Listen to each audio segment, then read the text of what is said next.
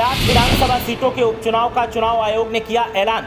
चुनावी कार्यक्रम के ऐलान के साथ ही सियासी हलचल तेज। यूपी की घोसी विधानसभा सीट पर इस दिन होगी वोटिंग और इस दिन घोषित किया जाएगा चुनाव परिणाम। देखिए किसके पक्ष में है सियासी समीकरण। घोसी के अलावा इन 6 सीटों पर भी डाले जाएंगे वोट। कहां से किसे उम्मीदवार बनाया गया है और किसकी जीत है पक्की, देखिए पूरा सियासी गुड़ाभाग।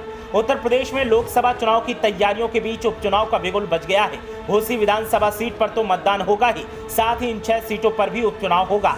लोकसभा चुनाव से पहले इस उपचुनाव को सेमीफाइनल माना जा रहा है और दावा किया जा रहा है कि जो पार्टी इस उपचुनाव में जीत हासिल करेगी उसी को लोकसभा चुनाव में बम्पर बढ़त मिलेगी। तो ऐसे में आइए जानते हैं कि कौन सी सीट पर कब मतदान होगा और कब नतीजे घोषित किए जाएंगे। साथ ही जानते हैं कि घोषित सीट पर किसके पक्ष में सियासी समीकरण बन रहे हैं। दरअसल सपा के विधायक रहे और बीजेपी नेता दारा सिंह चौहान के इस्तीफा देने के बाद घोषित सीट रिक्त घोषित की गई है और इसीलिए अब यहां पर उपचुनाव होने वाला है। चुनाव आयोग ने चुनावी कार्यक्रम का ऐलान कर दिया है। घोषित सीट पर 5 सितंबर को मतदान होगा और 8 सितंबर को चुनावी परिणाम घोषित किए जाएंगे। वहीं बात करें सियासी हालात की तो घोसी सीट पर 2022 विधानसभा चुनाव में समाजवादी पार्टी ने चुनाव जीता था और सपा के उम्मीदवार के तौर पर बीजेपी से सपा में आए दारा सिंह चौहान विधायक बने थे। अब दारा सिंह फिर से बीजेपी के साथ जा चुके हैं और बार बार पाला बदलने की वजह से उनकी छवि पर अब सवाल उठने लगे हैं। ऐसे में अब दावा किया जा रहा है कि स्थानीय आवाम सपा के प्रति नरमी दिखा रही है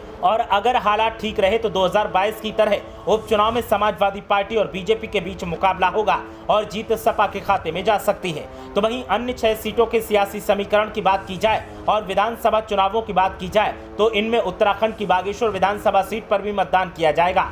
बागेश्वर से विधायक चुने गए नेता का निधन होने की वजह से ये सीट रिक्त घोषित की गई है। इसके अलावा झारखंड की डुमरी विधानसभा सीट पर भी उपचुनाव का ऐलान किया गया है। साथ ही केरल की 1 और त्रिपुरा की 2 विधानसभा सीटों पर भी उपचुनाव का ऐलान किया गया है। इसके अलावा पश्चिम बंगाल की 1 विधानसभा सीट पर भी मतदान किया जाएगा। इन सभी सीटों पर 5 सितंबर को वोटिंग होगी और 8 सितंबर को चुनाव का परिणाम घोषित किया जाएगा। दावा किया जा रहा है कि मुकाबला बीजेपी बनाम क्षेत्रीय पार्टी उम्मीदवार में होगा और जीत उसी को मिलेगी जिसके दावों और वादों में दम होगा। लेकिन उत्तर प्रदेश की घोषित सीट का मामला थोड़ा अलग है। यहाँ पर जो स्थितियां दिख रही हैं वो कई सवाल खड़े करती हैं और पहले से चली आ रही सियासी अदावत को लेकर भी टकराव के हालात हैं। घोसी सीट सपा और बीजेपी दोनों के लिए नाक का सवाल है। उम्मीदवार की अगर बात की जाए तो बीजेपी फिर से दारा सिंह पर भी दांव लगा सकती है, लेकिन सपा किसी नए चेहरे पर दांव लगाएगी और हर संभव जीत की कोशिश करेगी। सपा को पता है कि अगर इस सीट को जीत लिया गया तो फिर 2024 लोकसभा चुनाव के लिए वो अपनी दावेदारी को और मजबूती के साथ पेश कर सकती है और सपा के लिए 2024 में राहें कई सीटों पर आसान हो जाएंगी।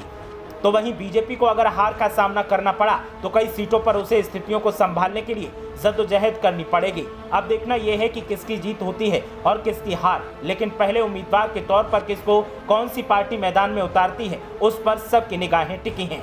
ब्यूरो रिपोर्ट, मीडिया हलचल।